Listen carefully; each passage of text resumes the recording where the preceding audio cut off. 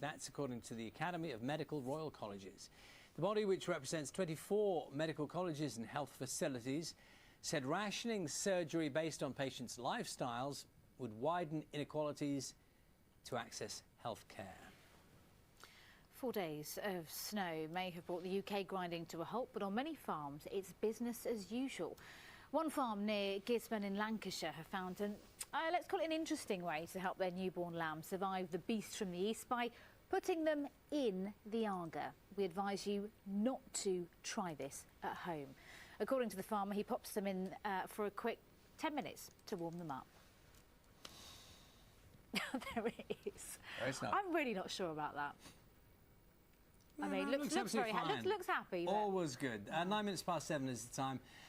We're picking up some of the stories related to the weather now. Getting deliveries from A to B can be a headache, even when the weather is good. So this week's snow and ice has caused plenty of problems for logistics firms. Supermarkets have been particularly affected with drivers grounded and shoppers stocking up. Bob in Clackmannshire sent us this shot of empty shelves in his local shop. Not much there, apart from some biscuits and a couple of other things. This was the scene in Penistone, South Yorkshire, when Peter went to get supplies, completely empty. And Libby sent us this image of empty aisles in Glasgow. Yes, and a couple more for you. Christine noticed this completely empty shelf. Well, nearly empty shelf. She hopes it was because people were buying food for animals in the cold weather. And joining us on the sofa now, Julian Richards, who runs a delivery and warehouse firm in London, Chris Yardley from the Freight Transport Association. Very good morning to you both. I mean, what's the picture you've seen emerging over the past few days first? Well, the roads have been chaos, as you've seen, and of course, what we do as an industry, we deliver everything to everybody every day. So the knock-on effect of that is what we've just seen with the empty shelves, because goods aren't getting through to the supermarkets. Yeah, and there's not a whole, you know, with certain conditions, the extremes of which we've seen most recently, there's not a whole lot you can do about that. There's not a lot we can do. Obviously, safety is the main concern for our own people and other people on the road. So we check the weather forecast days in advance, particularly this time of year, and make contingency plans not to send trucks to certain areas. Chris, good morning to you. Thanks for joining us. How much of an impact has the weather had on you and getting deliveries around the UK?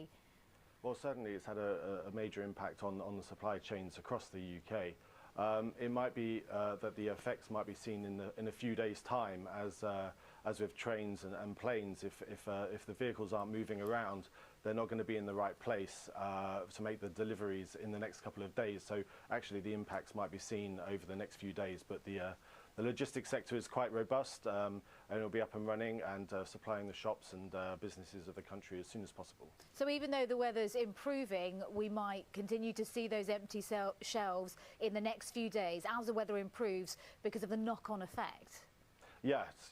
For example, if you've got a delivery of fresh produce that hasn't got through, it may have spoilt, you know, for example, bread or bakery products.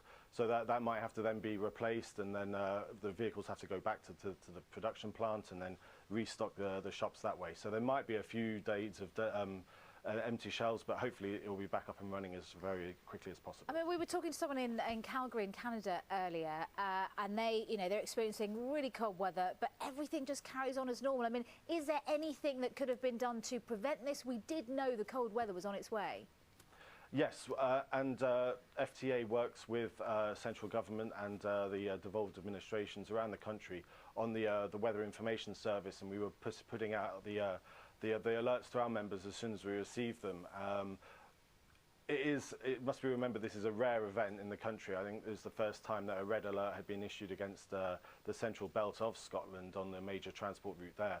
So this is something that we'll have to look at after the event is over and see if the messages can be finessed and better improved for the next time it happens. Julian, to what extent do you think that shoppers are responsible?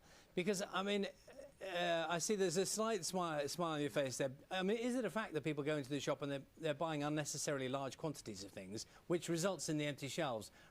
If they'd just carried on as normal, do you think on the whole the shops would still have had product? I don't think we're quite at that stage yet where the public are panicking around shopping.